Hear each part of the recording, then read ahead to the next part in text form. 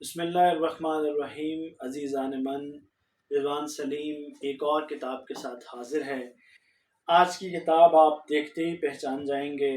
1981 جب سے یہ کتاب پہلی دفعہ شائع ہوئی ہے، آج تک اس کتاب کے بھی میرے نزدیک میرے پاس اعداد و شمار نہیں ہیں، لیکن مجھے لگتا ہے کہ سینکڑوں نہیں بلکہ ہزاروں اس کی جو کاپیاں ہیں وہ بک چکی ہوں گی، خریدی جا چکی ہوں گی۔ اس کا نام راجہ گدھ ہے اور یہ بانو قدسیہ صاحبہ نے لکھی ہے۔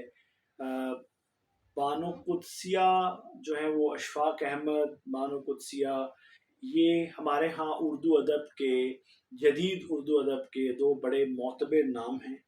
یہ صوفی منش قسم کے ادیب ہیں، جنہوں نے پاکستان بننے کے بعد جن لوگوں نے پاکستان کی تشکیل میں، پاکستان کے ادب، پاکستان کے فنون لطیفہ کے اندر بڑا اہم کردار ادا کیا، ان میں اشفاق صاحب اور ان کی اہلیہ بانو آپا کا نام ہمیشہ سنہری حروف پہ لکھا جائے گا۔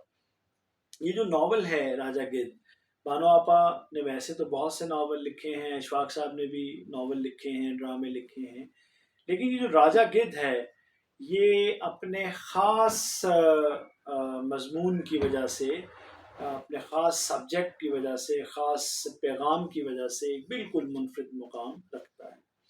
میرا خیال ہے کہ وہ تمام لوگ جنہوں نے جب سے ناول آیا ہے، جنہوں نے کالج کا زمانہ دیکھا ہے یا یونیورسٹی کا زمانہ دیکھا ہے، ایسا ممکن نہیں ہے کہ انہوں نے اس ناول کے بارے میں سنا نہ ہو یا اس کو پڑھا نہ ہو۔ میں نے یہ ناول 3 مرتبہ پڑھا ہے۔ ایک مرتبہ آپ سمجھ لیں کہ آج سے کوئی 25 سال پہلے ہائی اسکول کے آخری دنوں میں پڑھا، اس کے بعد کہیں درمیان میں میں نے اس کو پڑھا، اور اب پھر میں نے 2-1 سال پہلے بھی اس ناول کو دوبارہ پڑھا۔ یقین جانیے کہ اب کی بار جب میں نے یہ ناول پڑھا راجہ گدھ، تو میں نے اس احساس کے ساتھ، اس آبجیکٹو کے ساتھ پڑھا کہ کہیں ایسا تو نہیں ہے کہ پہلی دونوں مرتبہ، ایک دفعہ نوعمری میں اور ایک دفعہ جوانی میں، بہت جوانی میں کہہ لیں آپ، بوڑھا تو خیر میں بھی نہیں ہوا، تو اس میں کہیں ایسا تو نہیں ہے کہ اس عمر کے حصے میں مجھے بہت اچھا لگا ہو۔ لیکن عزیزان من، میں نے اس کو دوبارہ بھی پڑھا 3 مرتبہ۔ میں پورے اعتماد سے یہ بات آپ کو یہ بتانا چاہتا ہوں کہ ہر دفعہ جب میں نے اس کو پڑھا، میں نے اس میں نئے معنی بھی پائے اور اس سے نئی چیز بھی سیکھی۔ یہ ناول اصل میں اگر آپ اس کے کرداروں کے نقطہ نظر سے دیکھیں تو یہ گورنمنٹ کالج یونیورسٹی، جو اب یونیورسٹی ہے، ایک زمانے میں یہ گورنمنٹ کالج تھا۔ پاکستان کی قدیم ترین، معروف ترین، مشہور ترین، معتبر ترین درسگاہوں میں ایک درسگاہ یہ گورنمنٹ کالج لاہور ہے، جو کہ مال روڈ سے اگر آپ دیکھیں تو ایک طرح سے مال روڈ کے اوپر ہی یہ واقعہ ہے، اور شاید ہی کوئی بڑا آدمی ہو پاکستان میں اور ایک حد تک بھارت میں بھی جس نے گورنمنٹ کالج لاہور سے تعلیم حاصل نہ کی ہو۔ تو اس میں گورنمنٹ کالج یونیورسٹی کے نفسیات کا جو شعبہ ہے، اس کی ایک کلاس ہے۔ اس کلاس میں کچھ پروفیسر سہیل ہیں، اس میں قیوم ہیں، ایک دیہاتی پس منظر کے شخص ہیں، قیوم ہیں، اس میں آفتاب ہیں، اس میں سیمی شاہ ہیں، اور اس میں دیگر لوگ ہیں۔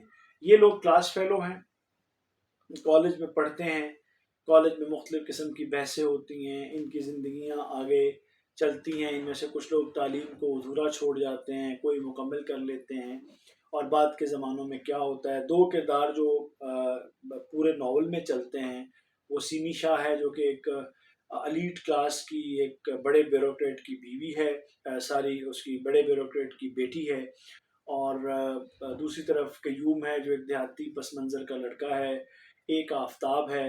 سیمی جو ہے وہ آفتاب کے عشق میں مبتلا ہے، آفتاب اس کے عشق میں مبتلا ہے، قیوم بھی سیمی کے عشق میں مبتلا ہے، پروفیسر سہیل بھی اس کے عشق میں مبتلا ہے۔ یہ کہانی کا ایک پس منظر چلتا ہے، اور لڑکیاں لڑکے بھی اس کلاس کے اندر ہیں۔ وہ کس طرح، یہ اس زمانے کی بات ہے جب گورنمنٹ کالج پنجاب یونیورسٹی کے ساتھ ایفیلیٹڈ ہوتا تھا، اور ان دنوں کی بات ہے اس ناول میں جو راجا گدھ اس کا نام دیا گیا ہے، ایک طرف تو یہ لوگوں کی کہانی ہے، دوسری طرف اس ناول کے اندر پرندوں کی جو اینیمل کنگڈم ہے، جو پرندوں کی دنیا ہے، اس کی کہانی چلتی ہے، اور اس میں مختلف بحث مباحثے جو ہیں وہ چل رہے ہوتے ہیں۔ اس ناول کا جو تھیم ہے، جو اس میں اور بھی بہت سے کردار آپ کو ملتے ہیں آگے جا کے۔ اس میں کمتل کا کردار ہے، اس میں طوائفوں کے علاقے کا ایک کردار ہے، ریڈیو اسٹیشن ریڈیو پاکستان کا کردار ہے، کافی ساری اور چیزیں آپ اس کے اندر ملتی ہیں۔ لارنس گارڈن جو باغ جناح ہے، اس کا بہت اس کے اندر ذکر ہے، بڑا اس کا کردار ہے۔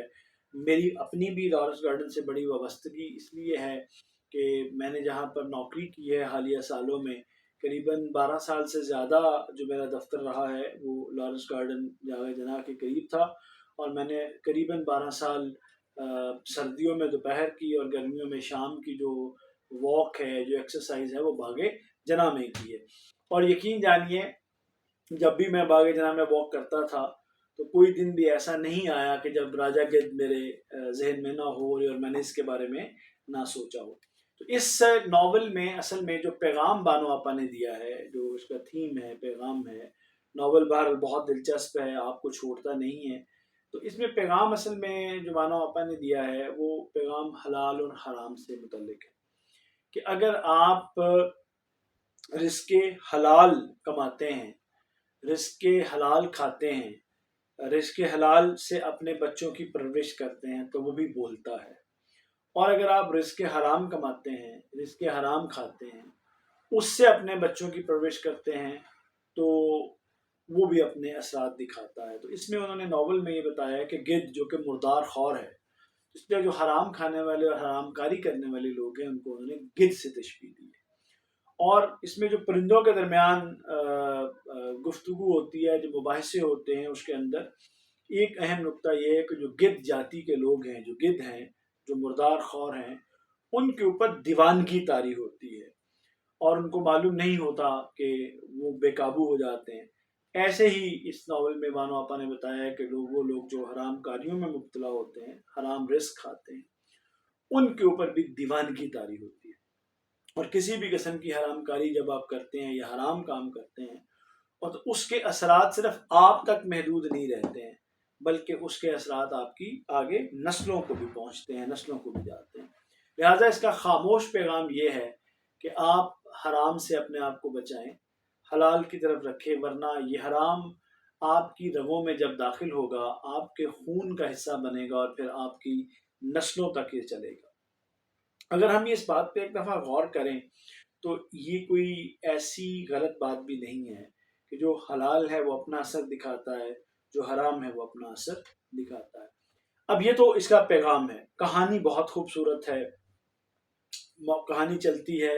وہ کلاس فیلوز میں سے کچھ لوگ اپنی تعلیم مکمل نہیں کر پاتے ہیں، یونیورسٹی کو چھوڑ دیتے ہیں۔ سیمی شاہ بھی یونیورسٹی کو چھوڑ دیتی ہے، اس کی قیوم کے ساتھ ایک لمبی رفاقت ہو جاتی ہے، وہ بہت زیادہ باغ جناح میں ان کی میل ملاقاتیں ہوتی ہیں۔ پھر ایک وقت آتا ہے کہ سیمی جو کہ آفتاب کے عشق میں مبتلا ہوتی ہے، آفتاب کی شادی ہو جاتی ہے، اور اس کے بعد آفتاب ملک سے باہر چلا جاتا ہے، اور جو سیمی ہے وہ ایک طرح سے نفسیاتی مریض بن جاتی ہے۔ جو قیوم ہے وہ السر کا مریض بن جاتا ہے۔ دونوں کا علاج جاری رہتا ہے۔ ایک روز سیمی جو ہے وہ گولیاں کھا کے نیند کی بہت زیادہ خودکشی کر لیتی ہے، جو اس کی کہانی ختم ہو جاتی ہے۔ قیوم اپنی کہانی جاری رکھتا ہے، اس کی زندگی میں ایک آبدہ نامی لڑکی آتی ہے، وہ بھی بات ختم ہو جاتی ہے۔ قیوم کی ایک جگہ شادی ہوتی ہے، وہ شادی چل نہیں پاتی ہے۔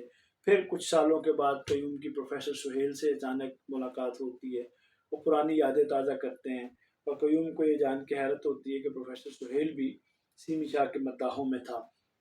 پھر اس کی آفتاب سے ملاقات ہوتی ہے، اور آفتاب کا جو بیٹا ہے اس کے اوپر پاگل پن کے دورے پڑتے ہیں۔ تو یہ ساری اس کی کہانی ہے۔ آگے جا کے کہانی یہاں ختم ہو جاتی ہے۔ پیغام وہی ہے کہ جو حرام ہے وہ آپ کی نسلوں کو پاگل کر دیتا ہے، دیوانہ کر دیتا ہے، جانور بنا دیتا ہے، گدھ بنا دیتا ہے۔ تو عزیزان من، امید ہے کہ آپ کو راجا گدھ کی یہ کہانی، ویسے تو اس کا حق نہیں ادا ہو سکتا، میں آپ لوگوں کو ترغیب دوں گا کہ آپ کو موقع ملے تو آپ بانو آپا کا یہ شاہکار ناول राजा गिद्ध ज़रूर पढ़ें। उम्मीद है कि आपको ये पसंद आए।